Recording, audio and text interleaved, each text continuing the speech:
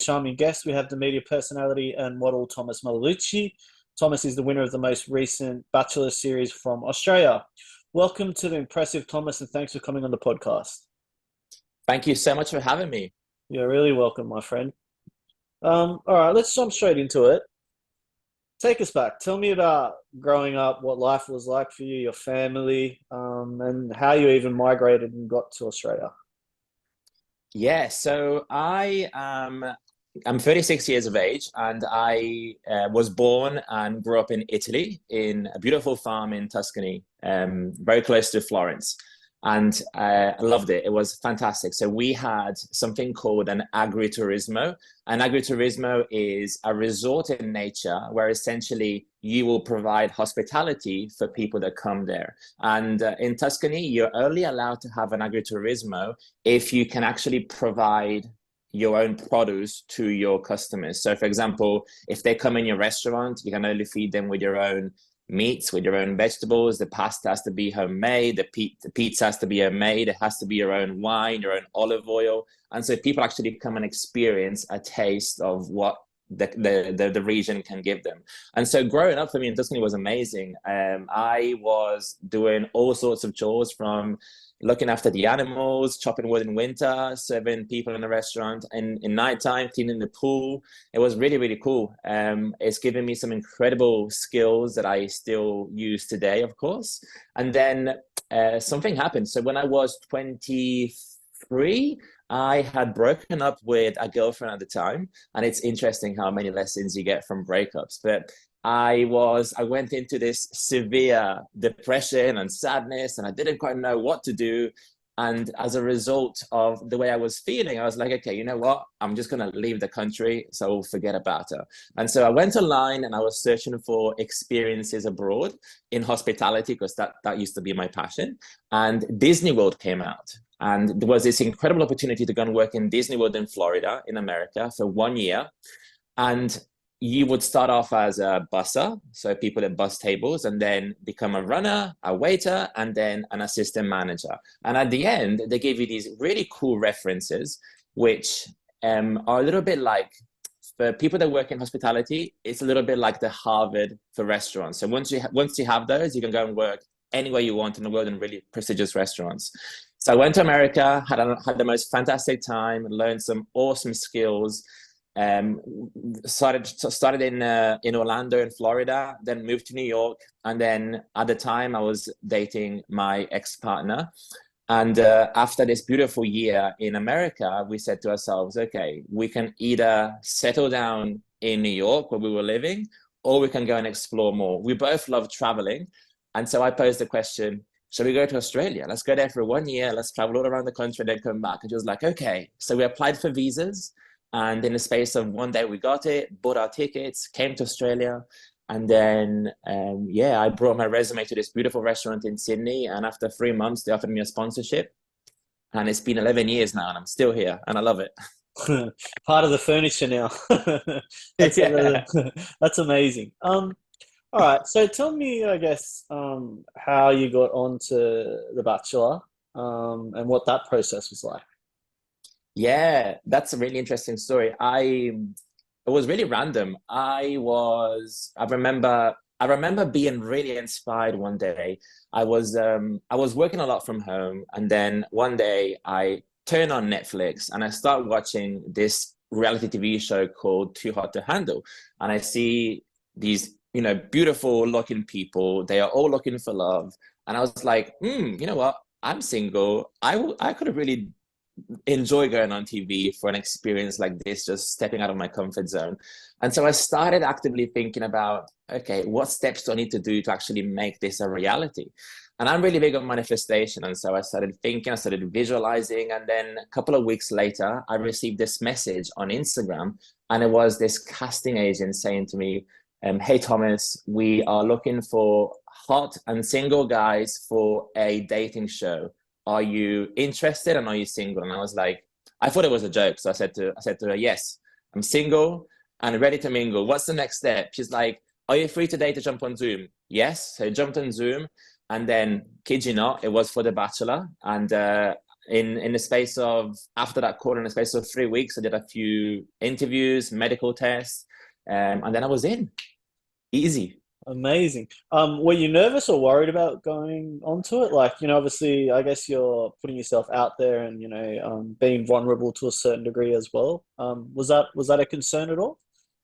Yeah, totally. Like I did get a little bit nervous, but one of the things that I have learned is that about myself is that I always aim to grow in any situation I can put myself into. And so I saw that as an opportunity for me to step out of my comfort zone, to really be out of my comfort zone, when it comes to being on cameras and microphones, plus dating, beautiful women. And so, yes, I was nervous. I was a little bit anxious, but I knew that I would be upholding my truth. And I saw it as a bit of a challenge and something that I was looking forward to in the end as well. Incredible. And tell me, what was it like on the show? Like, what are some insights you can share with us that that maybe we don't know about, or how real it is versus maybe potentially a little bit being fake? Like, well, yeah, what are the insights you can share?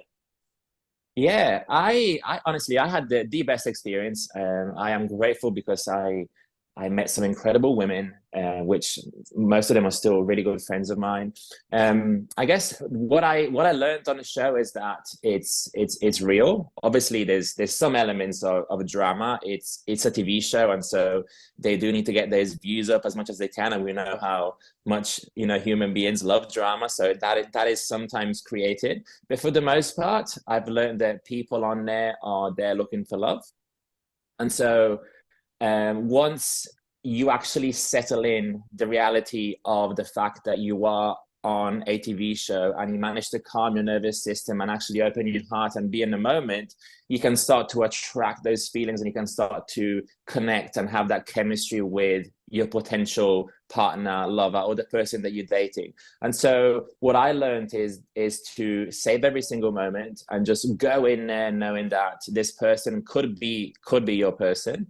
Get out of your head, go into your heart.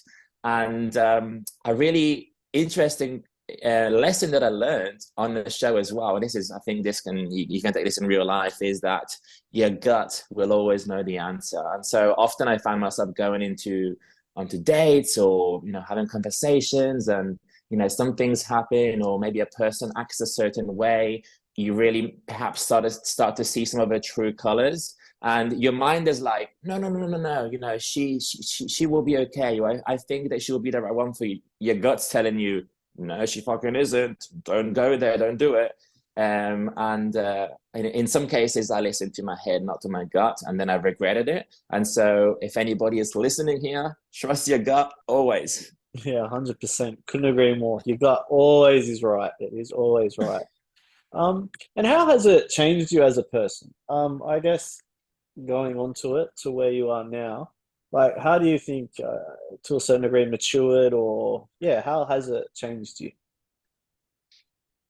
Um, it's a good question. I think the biggest change that has happened since the Bachelor has just been a bit of a growth journey for me. Obviously, when you go on a TV show, you are at the mercy of people who judge you as a character, not so much as a person. And so while the show was airing, for example, I made that mistake of reading the comments on Twitter and going on Facebook, and I was like, oh my gosh, I can't believe people can just be so mean. They are just talking shit about you. They're talking shit about your friends and they don't even know you. And then media articles coming out, and I was just like, how is this even possible? And so I guess the biggest lesson for me there was to just be an observer of what is happening around you, knowing that when you do go on these TV shows, you do become a character and people judge you for that. And that's okay. And also knowing that people are always doing the best with what they have. And so the biggest lesson was definitely that, just to step away from the drama, don't get involved in it, and knowing that it's okay. Like it's just the nature of the beast, as you so call it.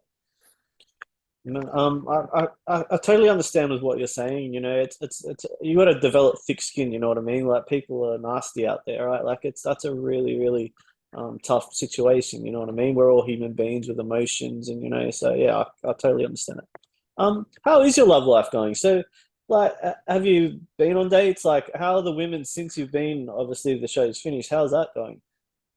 Yeah, it's going really well. I've been on dates. I'm dating.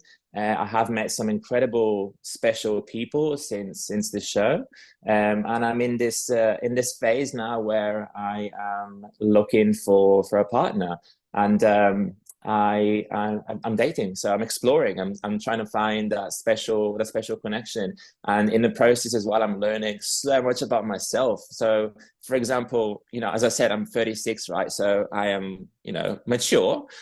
And when it comes to dating, I don't know about you, but I feel that we are constantly learning every single day. Like when you're dating someone, that person is a mirror of who you are, and they are here to teach you a lesson. And so, for example, as of late, I learned about attachment styles, like love attachment styles, and there's been a few instances where I was dating and then I always found myself in the same position with every single girl. And I was like, there's a pattern here. What's going on? And so a friend of mine who is a relationship coach, she was like, what's your attachment style? And I was like, I've got no idea. She's like, okay, read this book, do this test. And I did the test, and it turns out that I am an avoidant attachment style that is heading towards secure now, but by nature avoidant. And for anyone listening that doesn't know, there's three main attachment styles: there's anxious, there's secure, and there's avoidant. And so, usually, an avoidant person feels very claustrophobic when he is with an anxious person. And so, the more you're into me, the more you want me, the more I run away.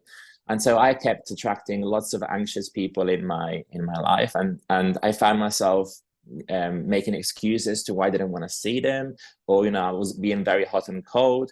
And then I did this test, and I realized that obviously you form an attachment style from a younger age, depending on how you were brought up, your relationship with your mom, with your dad. And I didn't really have a relationship with my dad growing up, and so I formed this avoidant attachment style. And when I discovered it, I was like, this makes so much sense. And so now, whilst I'm dating, to go back to your question, I am very aware of these styles. And it's interesting, like, when you're having conversations with people, when you're hanging out with them, it just always comes up, and you can just really tell the patterns. And this has really helped me with increasing my awareness of becoming a better communicator if I'm dealing with an anxious person, really letting them know my needs, and I guess who I am before we get into the nitty-gritty. And yeah, it's fantastic. Was a bit of a long answer, but this is the recent lessons I've discovered in dating. No, that's really interesting. Does that doing that test and obviously being, I guess, very self-aware and understanding it all more now, um, is any kind of woman off limits, if that makes sense? Is there now, because you understand it, I guess, completely, is there like a certain type of woman or a character of a woman you have to stay away from because you wouldn't mesh? Yeah, look, I think it comes down to owning and understanding what kind of person you are first and foremost, and then who you want to attract in your life. And so, for example, I am aiming to be with a person who ultimately is on the same mission in life as me. So I usually first and foremost look at values. So what another woman values in her life. So for example, like, my top ones are going to be freedom. My top one is going to be somebody who listens, somebody who has compassion, and somebody who really values growth. And so health and wellness obviously is a big one too. So when our values are aligned and our interests are aligned, then it makes it a lot easier for me to then understand if this person is compatible in the long run. That makes sense. And so when you said off limits, knowing myself and knowing perhaps what I do like, or what I how I like to be with a person. If this person does have a very anxious style, but has perhaps lots of interest in what I'm interested in my values, then I could close an eye because I know that we are going in the same direction. But it opens the space for me to have this conversation beforehand. And I think that because we don't want to waste each other's time, and in dating, it's so important to get familiar soon with what your interests are, what your values are, and asking those deep questions right away, like, am I going to be compatible for you? Are we going to be compatible? Can we grow together? Because when you first start dating someone, sometimes you got those love goggles on and you're like, oh my God, they're so beautiful. And, maybe the sex is amazing. But, once that initial phase is over, like, can I actually have a conversation with you? Can we go in the same direction? And so those are things that I've started to learn now that I am very aware and that I usually bring up pretty quickly when it comes to dating. Thanks for sharing. No, that's some great insights. Yeah, cool. What what advice would you give to someone that's pre the Bachelor, and obviously where you're at now? What advice would you give them that are exploring the chance or the, I guess, possibility of going on a TV series related to love, or any kind of opportunity like that? What advice would you give them? Yeah, well, I would give them the advice to get really clear to where they want to go, and obviously apply as soon as possible. Perhaps go and also hang out, so network in places where you will find other people that have been on TV shows that are, maybe into producing, because networking is really important. If somebody gets to know you, you obviously have a better chance of being recommended by them into a place like that. And then just get really clear with what you want. Get really clear with what you want in terms of a partner. I love to write down all the qualities down, and because then you start to attract that person when you embody those feelings. And don't give up. Really start to visualize that process happening and take one step every single day towards the direction that you want to go.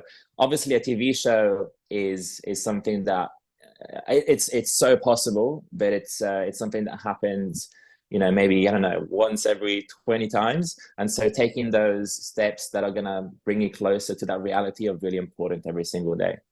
Love it. What's the best compliment you've ever had? I love your energy. I think that is a top tier compliment. I love it. Nice. What's the best piece of advice you've ever received? My gosh, don't try to fit in when you were born to stand out. I think that's a huge one for me. When I was younger, and I've got so many, but this in particular, when I was younger, I used to have a big fear of being judged, and I think that's a possibly like a big limiting belief that lots of people have. And so I would always shrink myself, and I would always try and fit in with my friends, what they were doing, and often I could feel inside of me that that was not my path, and I could feel my soul telling me, you can do better than this. Like, you're meant for bigger things than this. And then finally I started listening, and I managed to become more and more of who I am and what I'm meant to do on this planet. So that was a huge piece of advice for sure. Great, thanks for sharing. Tell me about you're really big into fitness and biohacking. Can you share insights into that? And for people that don't even know what biohacking is, what it actually is and how it works and the process behind it? Absolutely. I get that so many times. They're like, what the heck is biohacking? So biohacking is something that's you're gonna hear more and more and more. Like, it's part of the longevity industry. And essentially it's the art of changing your own physiology through self-experimentation and science. So essentially it's all about bettering your performance, bettering your thinking, and become more of an impactful and productive human being. Everybody is different. So what I love to say, and why I love biohacking so much, is that, for you, Nick, you might have a certain routine, you might eat certain foods that work really well with your DNA and your biology, and that helps you become a high performer in your life. For me, that might look different, you know. So I've got heaps of friends of mine that, you know, are vegan and don't eat animal protein, and they're fantastic. That doesn't work for me. I love meat and I love certain types of supplements. And so biohacking is all about encouraging people to trust your own body and almost like putting this mad scientist hat on and experimenting what's going to work for you and help you become more productive, have better performance, live longer, live healthier, think better. And so some common biohacking techniques and tools that people might hear these days are going to be, you know, meditation, huge, ice baths, infrared saunas, intermittent fasting. But then it goes beyond that. You know, one of the most important things that we can do as people is optimizing our sleep. So many people wake up in the morning feeling more groggier than usual. They go for that first coffee, just have the first conversation. When we can take some really simple steps the night before to ensure that we go into nice, deep, restful sleep. And just that alone can really help us become more productive. So many, many, many things that we can talk about, but essentially it's all about asking yourself this question: how can I be a better performer? And then experimenting, doing some small things that can help you become that person. And how has that changed you personally? So pre doing it to where you are now, how would you describe how much it's changed? Fuck. I wish I could show you a photo of who I was back in 2015, 16, 17. But I used to be super skinny, but I used to have this big gut. I was living on coffee for energy. I would wake up on autopilot, drink 7 or 8 coffees, didn't really know much about nutrition and what actually served my body. And at the age of 26, I remember my biggest people used to tell me like, Thomas, how you feeling? What's up? And I'm like, oh, I'm tired. That was my first response. I'm tired. And I actually thought that I was aging and being tired was normal. And yeah, I was just so not who I am today. Like, and when a friend introduced me to biohacking, I was really curious because I was like, look, if this can help me just even have a little bit more vitality and be more impactful in the way I show up in my daily life, I'm all in. What have I got to lose? And so I started, and yeah, I managed to go from 78 kilos to 92 kilos. So I put on like all this lean muscle and healthy weight, which I've maintained since then for the past 8 years.